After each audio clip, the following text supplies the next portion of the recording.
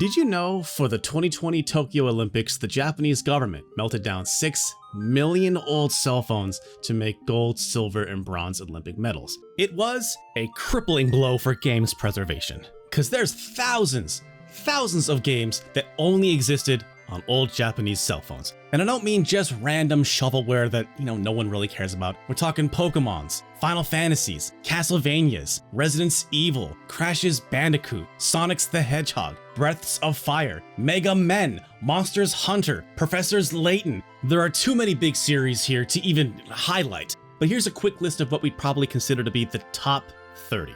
A lot of them were made by the original console teams with serious budgets and reached the quality of GBA and PSP games. That's not to say there wasn't any outsourced crap, plenty of that too, but today we're gonna focus on the good stuff. Besides that Olympic meltdown, every day more phones are getting thrown away or broken by the relentless passage of time. The clock is ticking, and if no one saves these games, they will inevitably become lost media. In fact, most of them already are classified as lost media.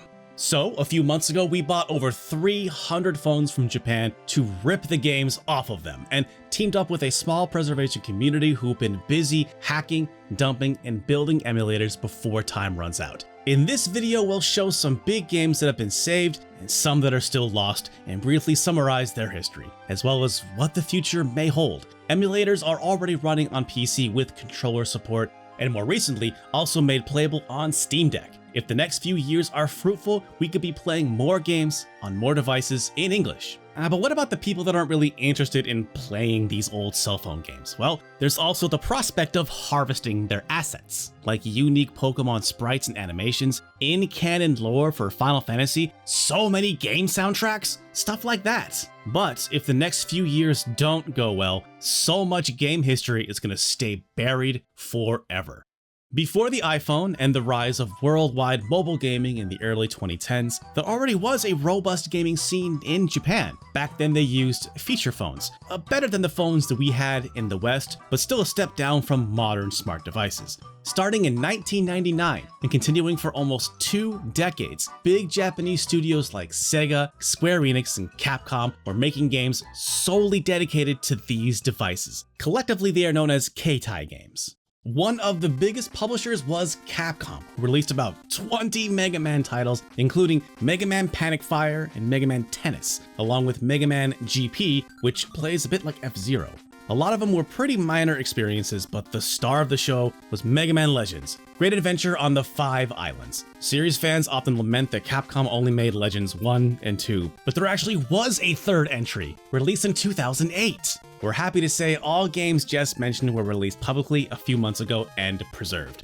Big shout out to my boy, Rockman Cosmos in particular, who led the charge and played a big part in making this video. Great Adventure on the 5 Islands was a holy grail of a find, and all the credit goes to him and his team. They also got a couple more Mega Man Battle Network games, Phantom of the Network and Legend of the Network, which were basically lost sequels to the popular GBA RPG series. These two have already been patched into English, with even more titles currently in the works. 5 Islands is currently being translated, and there'll be links in the video's description if you want to play them for yourself. So far, 8 Mega Man games have been preserved, but even more are still out there somewhere undiscovered, including Mega Man Legends Golf and Mega Man Intuition, which was a WarioWare-style microgame collection. Capcom also made something like a dozen Resident Evils. Most have yet to be recovered, though a playable demo of Resident Evil The Stories was recently found and made public. The Stories is set in Raccoon City's Clock Tower and stars Jill Valentine, with players able to download additional scenarios for story mode or short missions for situation mode. Similar games are still being searched for, like Resident Evil The Episodes, set in the streets of Raccoon City, and Resident Evil The Operations, which took place in another mansion. The only one released outside of Japan, Resident Evil The Missions, was set inside the Raccoon City Police Department. The campaigns in these games are not your typical Resident Evil campaigns, they're mission-based, and after each mission, you are graded based on your time, the number of people that you rescue, and so on, up to an S rank. Amazingly, they also made a feature phone port of Resident Evil 4, which is great news for all my crazies out there who just gotta play every version of RE4 like me. However, this original feature phone version, currently only the demo has been found, and it's not playable in emulation just yet, though it is on the to-do list. Capcom released some Monster Hunter games as well, most notably Monster Hunter I and Monster Hunter Mobile. They're probably the studio's highest budget Keitai titles, with hundreds of quests and pretty much everything you'd expect in a mainline entry. A few copies of Monster Hunter I have been found, but unfortunately the specific types of phones they are on are especially tough to dump. Preservationists are constantly finding new ways to hack and crack different models, so hopefully it won't be too long till they find a way to bust them all open and get them running on emulator, and then, translate them into English. Konami released at least 4 Keitai Castlevanias, though 3 were basically just ports of Castlevanias 1, 3, and Kid Dracula. More interesting though is Castlevania Complete Edition, which is a remake of Castlevania 1. Here's a side-by-side so you can see the original Famicom game next to the Keitai Complete Edition. We managed to find half the remake on one of the 300 phones we bought. It was originally sold in 2 parts, and we are still looking for that other half. Sega put out an absolutely ridiculous amount of Sonic titles, most of which were just essentially minigames. A card game called Sonic Daifugo has been saved, but there's also Sonic Billiards, Bowling, Darts, Fishing, Kart Racing, Backgammon, and about 30 that haven't been recovered either. Probably the silliest was Sonic Golf, where players could win free Coca-Colas by sinking some balls. For a limited time only, terms and conditions apply. On the other hand, arguably the most desirable Sonic game was Nakayoshi Chow, which took the beloved Chow Garden from Sonic Adventure and simplified it for a mobile experience. Nakayoshi Chow still needs to be found. Presently, we don't even have footage of it, let alone the game itself. The same can be said for Sonic 01, an original mainline entry made exclusively for Keitai phones.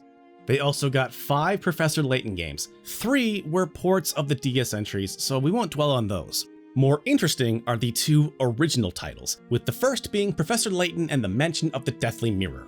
It's basically the same puzzle adventure gameplay as the mainline series, while the plot sees Layton invited to a party at a mansion in the woods, where he has got to solve a mystery involving a mirror that can summon the dead. The game was split into 6 chapters, and so far 3 have been recovered and translated into English, but the other half of the game is out there somewhere.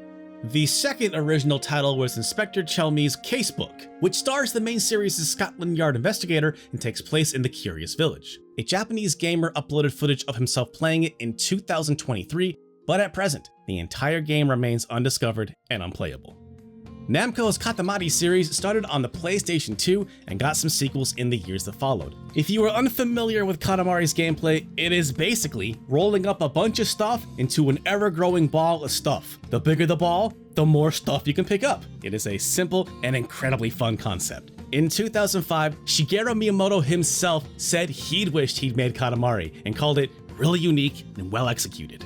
The ending credits of Me and My Katamari on the PSP had a little 2D minigame. 2 full game expansions of that concept came to Keitai, Katamari Damashi-kun and its sequel, Oi Katamari Damashi-kun, both of which were preserved and made public earlier this year. They're both simple, fun, and can be completed in an afternoon, so if you are a big fan of this series, itching for a fix, you might want to give them a spin. Might want to give them a roll. A few more Katamari games came to Keitai, but so far they have not been found. Atlus released a dozen entries of their Megami Tensei and Persona series. They're actually kind of a success story, thanks to Atlus recently re-releasing some of these games on PC and Switch, so they're officially preserved and playable on modern hardware. Titles like Megami Tensei Gaiden, Last Bibles 1, 2, and 3, Persona Otherworldly Tower Chapter, and just last month they re-released Aigis the First Mission, which serves as a prequel to Persona 3. If only every company cared about its back catalog like Atlus does, though unfortunately, they only re-released them in Japanese without translation. But there are still some games trapped on phones like Persona 3M, a canon side story to the original PS2 game.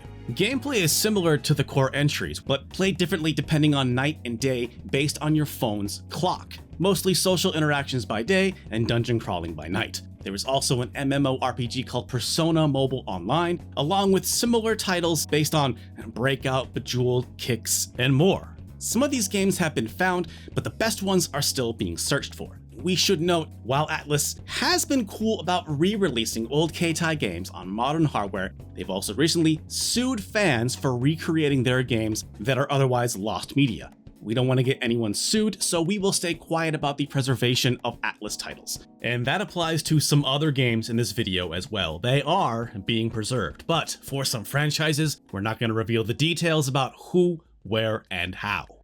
Before we get to more games, I want to show how preservationists get their hands on them in the first place. The ones we can talk about anyway. Keitai games went out of fashion years ago, but it wasn't until 2021 that the last of the Keitai storefronts closed down forever.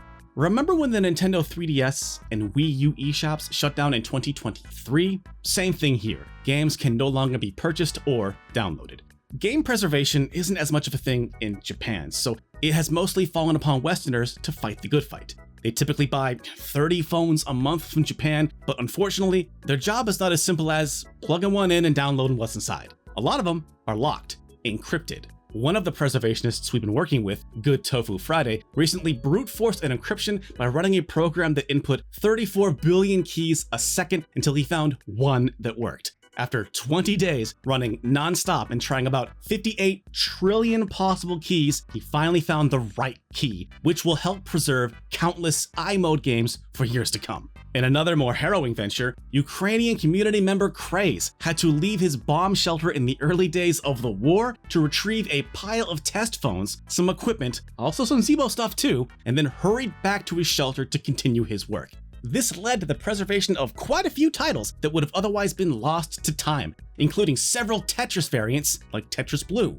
He's the same guy who got that Resident Evil 4 demo, by the way, and tons of other games too, like the full English release of Metal Gear Solid Mobile. Another team member, Memory Hunter, has saved over 2,000 freeware games so far, pretty much all on his own. We're not going to delve into the long and very technical details of dumping, but we want to highlight the efforts that these guys are making in the name of games preservation.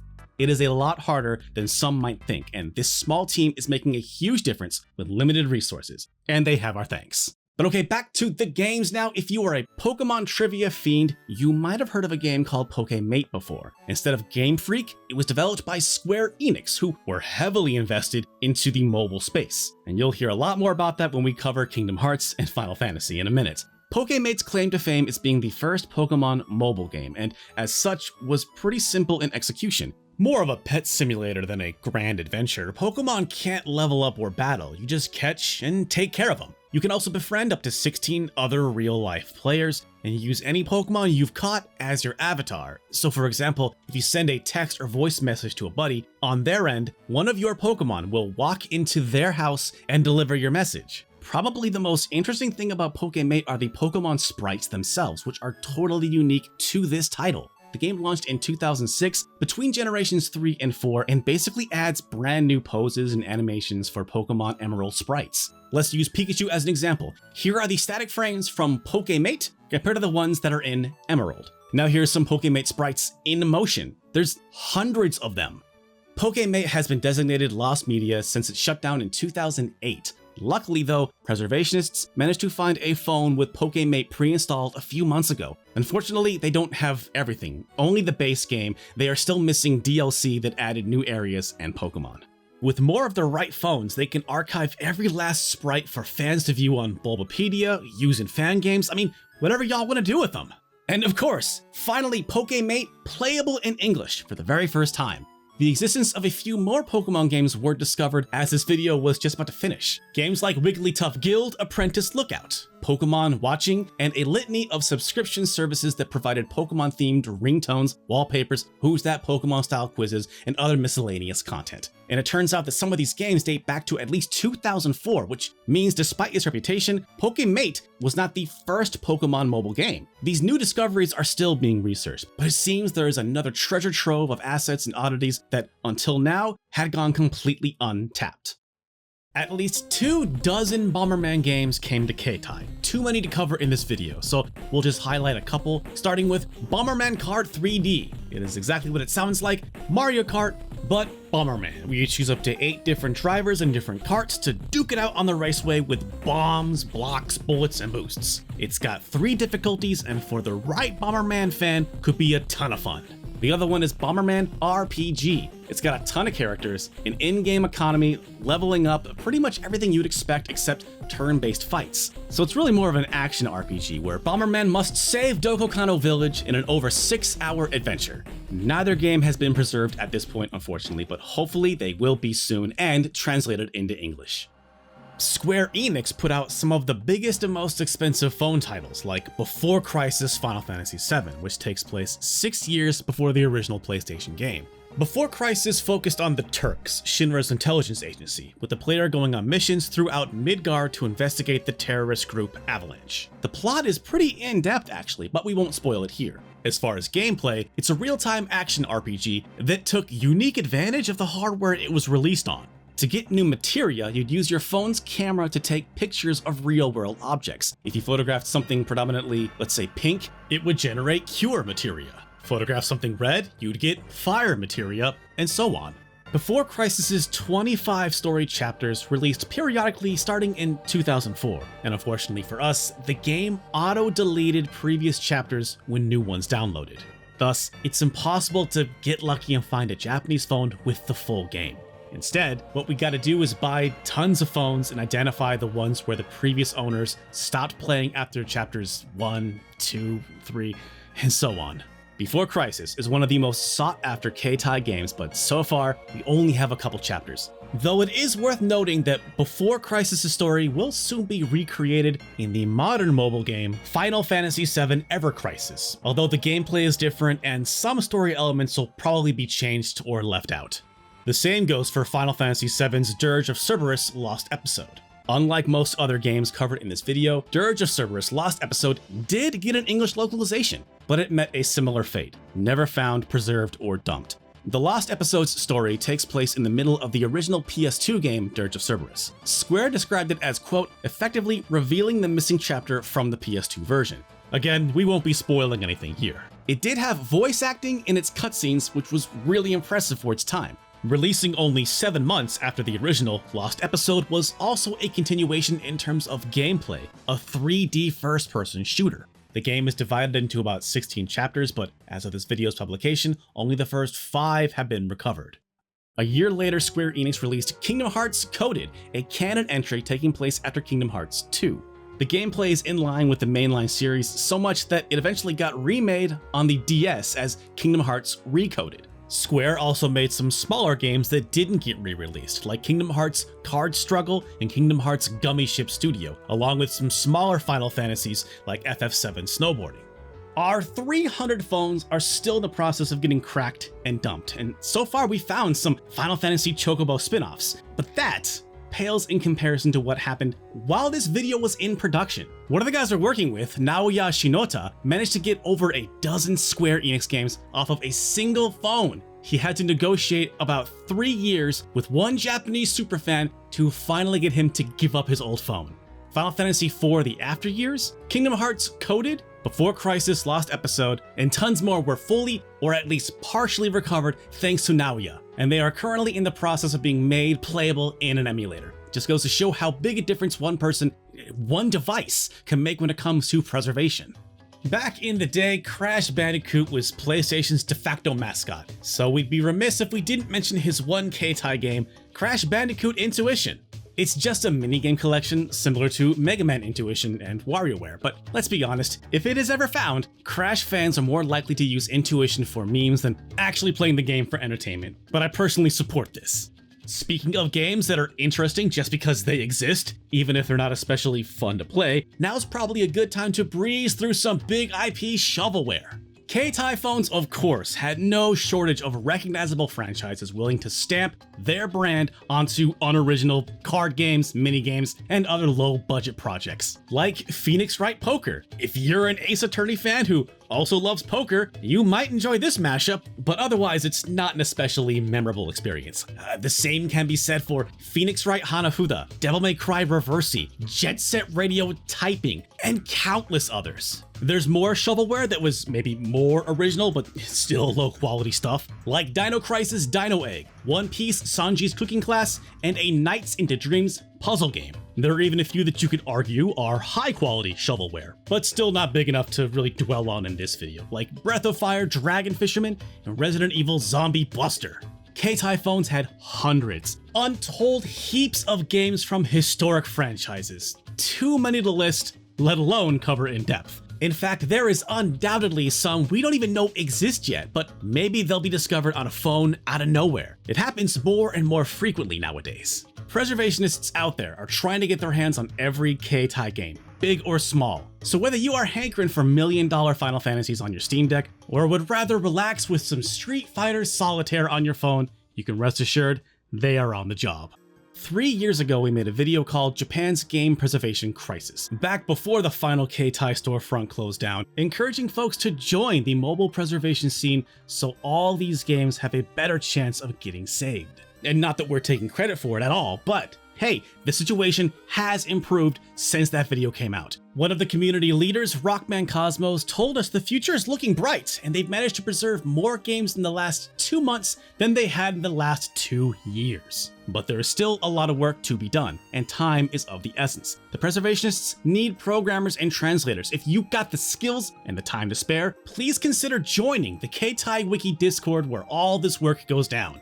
For many specific phone models, including some of the 300 we paid for, we still aren't able to crack and mine what's inside. The bigger games could greatly benefit from translation, and more emulation support is so sorely needed. We have links below for anyone who's interested. Please check them out. Did you also know there's some lost media Pokemon games? We have managed to save 1 and make it playable to the public, but 3 more are still lost to time, possibly forever. If you want to hear about Pokemon Garden, Mazeland, and Sky Tower, click the video on screen. My name is Uncle Derek from Stop Skeletons from Fighting. I have actually worked with Rockman Cosmos before. He hooked me up with a fully stocked Zeebo, a Brazilian-only, digital-only console from the late 2000s. I have a video that breaks down the long, strange history of this strange device, and videos that break down and review every single game released for the system. Please check those out. Special thanks to Rockman Cosmos, Good Tofu Friday, Naoya Shinota, Memory Hunter, Craze, XYZ, Bin, Zer, Unabandonedware, and all the preservationists who helped make this video possible. Thank you for watching, and we'll see you again real soon.